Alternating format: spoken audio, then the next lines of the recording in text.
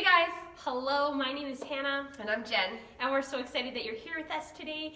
For today's video, we're gonna actually be talking about friendships and relationships. And so we're super excited about that. Yeah, we are. What we wanted to talk about, first of all, is like the importance of friendship. Because the thing is, friendship takes work. Yeah. Relationships take work. And I think sometimes we forget that, or we don't like that, and it's like, well, I just wanna have friends. Why don't I have any friends? Or why does everybody hate me? Like, that's a question that we actually get a lot. How do I make friends? Why don't I have any friends? And so we wanted to talk about just a few tips, actually. Yeah. But before we get to the tips on being a good friend, how to be an open to friendship, we want to talk about the importance of it and why put in the work. Why do we even put in the work? Yeah, I think so often we also think that if friendship is work, it's not a good friendship. Like there's something wrong with it. Every friendship takes work. That's right. And speaking from an introvert's side, they take a little bit more work for me. They're a little bit more of an effort. It doesn't come natural. I have to consciously choose to seek out friends. And if you don't recognize the importance of friendships and relationships in your life, it's really hard to seek them out and actually put the effort in. But I love what Colossians 3 verses 12 to 14 say. You can grab your Bible and read along with us. It says, "Therefore, as God's chosen people, holy and dearly loved, clothe yourselves with compassion, kindness, humility, gentleness, and patience. Bear with each other and forgive whatever grievances you may have against one another. Forgive as the Lord forgave you. And over all these virtues put on love, which binds them all together in perfect unity." And Jen, I think what really stands out to me here is where it says bear with each other. He's not saying like sometimes bear with it's all the time. Relationships are going to require you to bear with the other person. You're not always going to like be smooth with each other. There's going to be some friction sometimes. And even in the process of building those friendships, there's going to be that uncomfortableness. Totally. But kind of like to persevere through it almost is what I'm getting from this passage. Yeah, well, and even as you're reading that, it's sort of like, I feel like that's what Christ is like. He bears with us. Yeah. It wouldn't be easy to be friends with me. No. Same Thanks. to me. Yeah. I wouldn't. No. But like I think about Christ, he's perfect. Can you imagine trying to be friends with such imperfect beings? But he bears with us. Yeah. He endures because he sees that friendship is worship. Worth it. English is hard, guys. And I kind of wanted to go also to Ecclesiastes 4:12 because for me this verse is like that's why relationships and friendship is so crucial. Yeah. And so I'm just going to read this out. Ecclesiastes 4:12. "A person standing alone can be attacked and defeated, but two can stand back to back and conquer. Three are even better, for a triple braided cord is not easily broken." And I think that can come into any relationship, right? If you're standing together, you can defeat whatever's coming at you. But when you're on your own, when you're by yourself, it's a lot easier to succumb to pressure, to succumb to temptation, to even just get depressed. Yeah, that's so right. True. And even for introverts, I think I'm a little bit more extroverted, but I think I can put this out there. You tell me if I'm wrong. Even for introverts, you could still end up in depression if you're secluding yourself all the time. Absolutely. And I think one thing that passage so articulates nicely is he's saying back to back. And it's like when you have that solid friendship, they're able to see some of the blind spots that you're missing in your own life. And so even for character development and growth, there's been a lot of times where Jen has been like, "Hey Hannah, I see this. Correct me if I'm wrong, but I see this in your life." And there's able to be like, "Oh yeah, I didn't notice that." Right. And that's a really beautiful part of friendship is this correcting, and it's like what iron Proverbs sharpens says, iron sharpens iron. Yeah. That wasn't planned. No. And so that's why friendships are important, Because if you do want to grow, develop, be a good person who contributes to society, all of those, you actually need another person outside of like your family. Because even your family's not going to recognize the same blind spots that a friend is. Well, going they to probably see. gave you some of those blind spots That's and some of right. those idiosyncrasies that it's like, ooh, that might actually not be a good thing, but you don't see it because it was the family you were raised in. Maybe they didn't see it because it was the family they were raised in. That's right. You come in and it's like, whoa, that's a problem. Let's work on it. That's right. And that's the same reason why you will always hear Jen and I encourage you to have good friends. Yeah.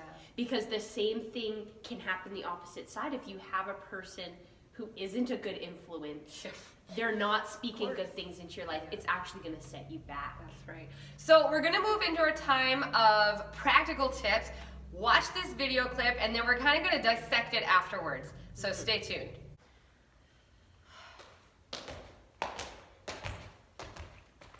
Hi, my name's Hannah. What's your name? Jen? That's so cool. Nice to meet you, Jen. What do you like to do for fun? Read. Oh, neat. I really like reading too.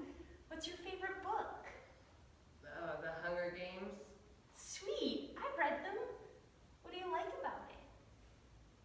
I don't know. Oh, well, nice talking with you. Bye. Bye. Oh my gosh. So Hannah, what do you think? First thought. First thought is I kind of feel the whole thing makes me uncomfortable because you can just look at this situation and you're like, oh my goodness. The one person could maybe dial it back a little bit. They're a little pushy, it feels like. But then also just the closed offness of you. Sulking Jen. Yeah, sulking Jen. Is really like I feel sad for the person who is really trying to open up, to see if there can be some friendship formed there. I mean, they obviously had things in common. Yeah. And They liked reading, they read the same book.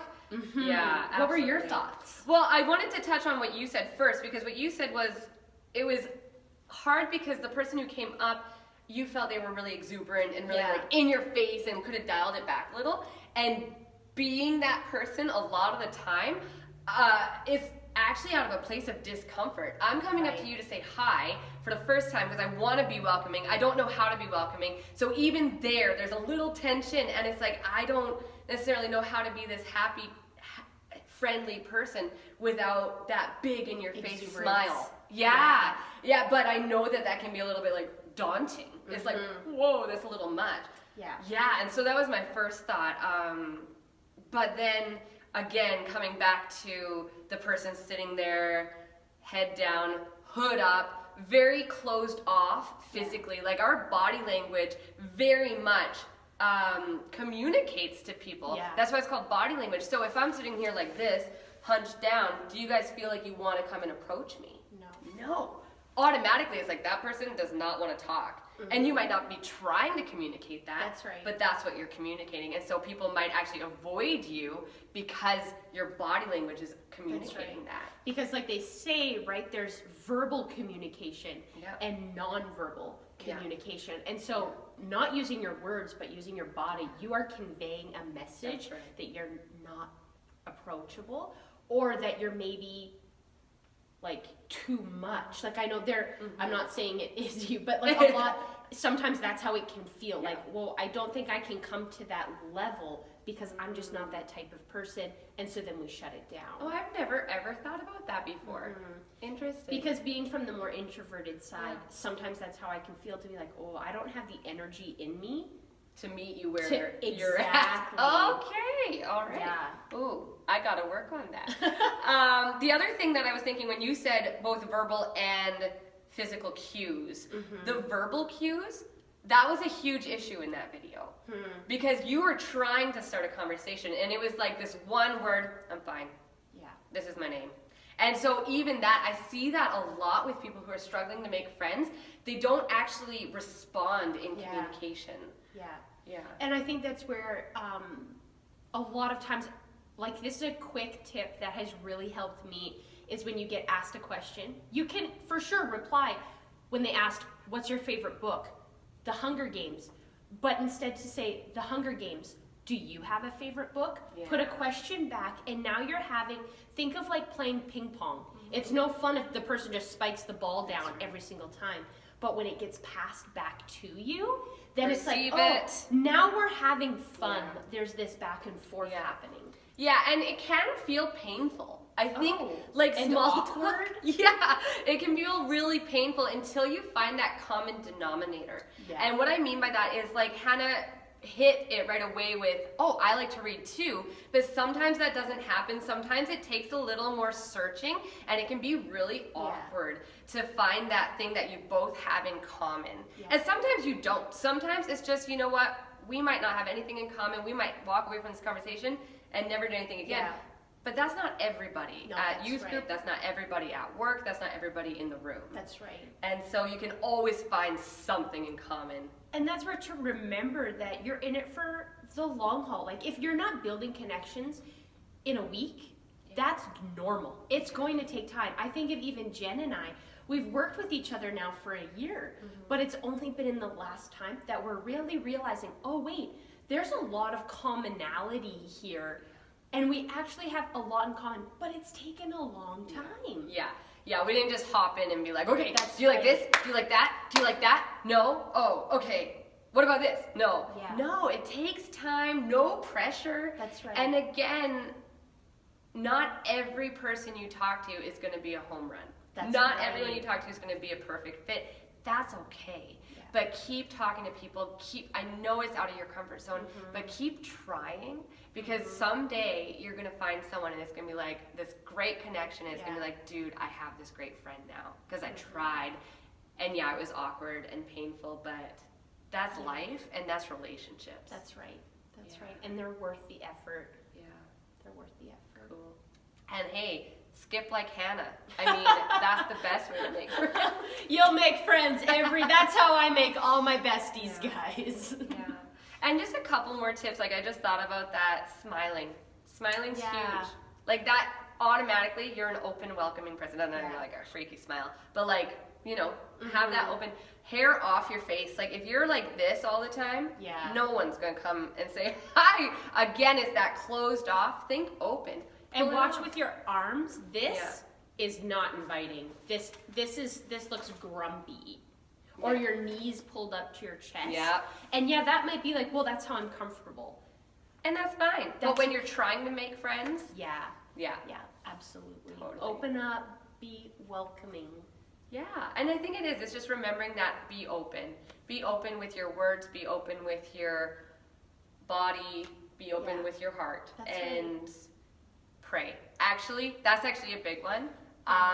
I always, when I find that I'm running low on friends, when I find that I'm struggling to meet people who have like interests, I actually ask God, I'm like, would you send me somebody who we could just really work well together, really have good communication, be that iron that sharpens Yeah. iron.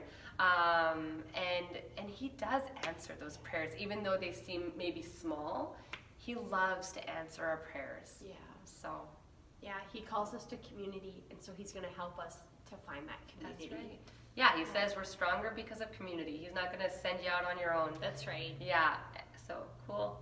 We love you guys. Go and make some new friends. Hey guys, I want to tell you about something awesome that the Hall and the Warehouse are doing. Every time that you comment, like, share, or post on any of our platforms, so YouTube, Instagram, Facebook, the blog, you get entered into a draw to win a prize at the end of the month. Go ahead, blow up our feeds. We can't wait to hear from you.